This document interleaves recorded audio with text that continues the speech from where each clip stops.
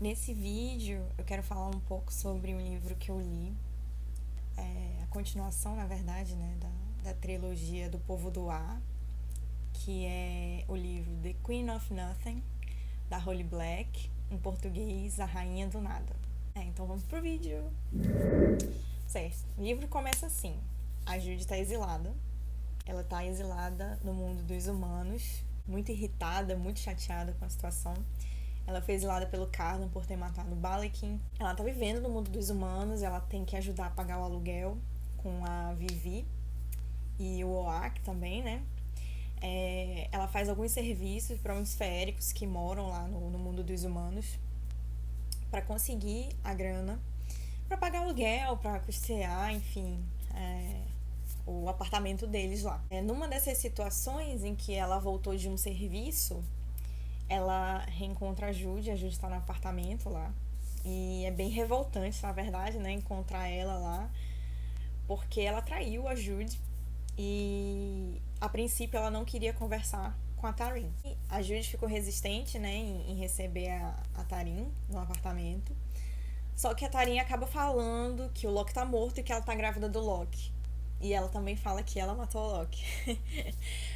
Por causa disso, ela pediu um favor pra Judy, que a Judy fosse para o mundo dos féricos e ela revelasse, ela falasse pro Cardan, né, que ela não matou, isso se passando de Tarim, que a Judy falasse que ela não matou o Loki, porque iam colocar um feitiço na Tarim, né, para que ela não mentisse, e ela não ia conseguir dizer que ela não matou o Loki, provavelmente ia ser morta, enfim. A Judy aceita ir para o mundo férico. Ela é imune, né, a esses feitiços, esses encantamentos que obrigam os humanos a falarem a verdade. E ela vai para o mundo férico e se passa pela Tarim. Até porque ela quer ajudar a Tarim, né, mas ela também quer ver o Cardan, né. No julgamento, ninguém mais, ninguém menos que o Cardan interroga a Judy. E ele percebe que é a Judy. Logo em seguida, ele acaba pegando a Judy pra interrogar separadamente, né? Porque no momento em que a Judy chega no palácio, é na frente de todo mundo lá. Mas ele acaba pegando a Judy depois pra interrogar separadamente. E ele acaba revelando que ele sabe que é ela. Pergunta se ela não recebeu as cartas que ele mandou. É muito fofo esse momento, eu adoro. Enquanto tudo isso acontece, e só o Cardan saca que é a Judy, existem algumas pessoas que acham que a Judy é a Tarim mesmo, e aí tá acontecendo ali uma trama em que o Madok planejava resgatar a Tarim do palácio para não permitir que algo acontecesse com ela, né? O romance ali do Cardan com a Judy, ele acaba sendo interrompido porque o Madok vai lá resgatar a Tarim, que tá em perigo. Ele acredita que é a Tarim. E ele acaba levando Judy sem querer, né, pro acampamento de guerra, onde estão os soldados e tudo mais. E a Judy, ela acaba ficando lá com a Oriana e com o Madok.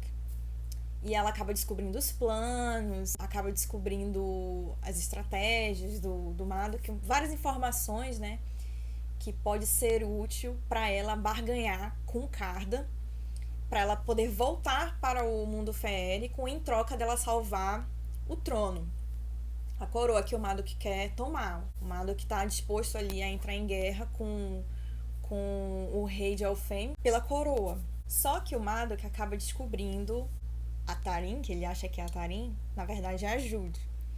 E aí eles acabam lutando e a Judy é ferida pelo Madok. Não dá pra entender direito se ele se arrepende ou não. Pelo menos pra mim não fica claro isso, porque ele, querendo ou não, é o padrasto dela, né? Mas acontece que a Judy consegue se curar. E aí ela descobre que por ela ser rainha, ela tem esse poder de cura. O Cardan ele acaba indo lá, né, com alguns membros da Corte das Sombras resgatar a Judy nesse meio tempo, né? Antes de acontecer essa batalha da Judy com o Madok. Cafezinho preto. A Judy acaba achando que o Madok enviou o Ghost para matar o Cardan, mas ela acaba sendo colocada numa armadilha, né? E aí ela acaba caindo no meio do salão, lá perto do altar, né? Onde fica o rei e tudo mais. Mas o Cardan sabe que ela não tinha intenção de matar ele e acaba revelando ali que ela é rainha de Elfane. E aí essa parte é muito legal, porque ele não tinha obrigação nenhuma de revelar que ela era rainha, mas ele fez isso. Ele também revela por que ele exilou ela. As condições, né, quando aconteceu a cena do exílio, era que apenas a coroa poderia perdoar a Jude e ela poderia voltar do mundo dos humanos para o mundo feérico. Acontece que no momento que o Cardan falou isso, a Jude já era da coroa. Então ela poderia, significava, né, que ela poderia ir e voltar a hora que ela quisesse. Só que ela não sacou isso. O que é bem curioso, porque a Jude é muito esperta, né? Beleza, chega a parte que o Madoc finalmente ele chega ali para confrontar o Cardan com o trono, né? E quer duelar com o Cardan para receber a coroação. Só que aí o Cardan ele dá um discurso muito bom, assim, de que nenhum rei deveria governar Elfame por causa da coroa, e sim por lealdade, amor ao seu rei, porque escolheram ele. E aí tem uma cena inusitada, que é ele quebrando a coroa. O Cardan, ele tá condicionado, né, desde que ele nasceu, a uma profecia de que ele seria a ruína do trono. Acontece que quando o Cardan quebra a coroa, o Grimsay, que foi o ferreiro que forjou a coroa, em todas as obras dele, ele enfeitiçou, amaldiçoou as obras dele, e a coroa tinha essa maldição, que um dia que ela fosse quebrada, a pessoa ia se transformar numa serpente gigante, uma cobra. E aí isso acontece, e aí o desenrolar do final do livro é a Jude tentando descobrir como que ela poderia quebrar esse feitiço sem matar a cobra. Ela tem duas opções, que uma é condicionar a cobra a estar sempre com ela, né, a ela mandar na cobra e tudo mais. E a outra seria matar a cobra. Ela fica nesse dilema, então, né, de ou ficar com o Cardan preso a ela para sempre, enquanto ela vivesse, né, ou ela simplesmente matar ele e as coisas ficarem um pouco mais difíceis. Ela escolhe matar o Cardan. E é muito... E foi muito, assim, apreensivo, né, ler isso, porque tava chegando perto do fim do livro e não acontecia, tipo, das coisas se consertarem. Eu achei que, por algum momento, ia terminar dessa forma, tipo... Chega a cena em que a Jude corta a cabeça da cobra. E o mais admirável, assim, disso é que, primeiro que ela sabe que ela ama ele, e ela coloca a vida dele, né, e o possível desejo dele de não ser preso a ela em primeiro lugar. Isso é muito legal, né, pra uma menina que queria poder a qualquer custo, né, e queria ser pior do que os inimigos dela. Pela primeira vez no livro, ela prefere abrir mão disso porque ela ama o Cardan. Fiquei suspirando ali, né? Mas acontece que quando ela corta a cabeça da cobra, o Cardan ressurge, o desfecho ali acontece e tudo mais. É maravilhoso, assim, ver que deu tudo certo, o final feliz. Bom, considerações. Eu amei demais a trilogia. 5 estrelas para todos os livros e favoritei todos os livros. Por quê? Bom, eu vim do início do ano pra cá lendo muito romance, em que o foco principal das histórias era o relacionamento do casal. Então não tinha muito desenvolvimento ali em background.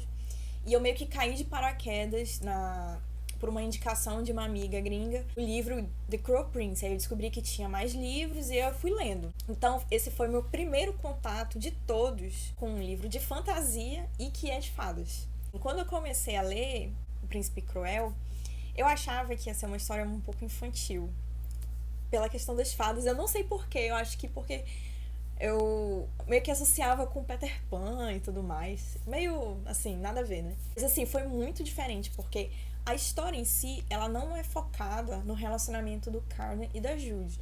Obviamente, existe ali muito do relacionamento dos dois, mas na minha opinião, eu achei a dose muito boa. As páginas que você lê não é só sobre o relacionamento dos dois e não fica aquela coisa repetitiva como os livros de romance que eu venho lendo nesse ano. Então, o livro é muito mais sobre política, sobre jogo de poder e as pitadas de romance dos dois dentro da história.